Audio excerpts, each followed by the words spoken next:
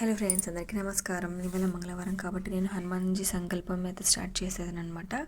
మొదటిగా పూజ రూమ్ని శుభ్రం చేసేసుకొని పీటలు పెట్టేసుకొని మన ఇంట్లో విగ్రహం ఉంటే విగ్రహం, ఫోటో ఉంటే ఫోటో ఆంజనేయ స్వామిది పెట్టేయాలి. ఆ తర్వాత మనం ప్రసాదంగా నైవేద్యం కూడా రెడీ చేసుకోవచ్చు. వీలుగా లేకపోతే ఫ్రూట్స్ కూడా పెట్టుకోవచ్చు. దీపం పెట్టుకోవాలి. నేనైతే ఫ్రూట్స్ బనానా పెట్టేశాను. ఆ తర్వాత గ్లాస్ వాటర్ అయితే మనము హనుమాన్జీ స్వామి ముందు కంపల్సరీగా పెట్టాలి. ఎందుకంటే మనం 11 టైమ్స్ హనుమాన్ చాలీసా చదువుతాం కాబట్టి ఆ చదివే పాజిటివ్నెస్ మొత్తం ఆ గ్లాస్లో యాడ్ అవుతుంది కాబట్టి.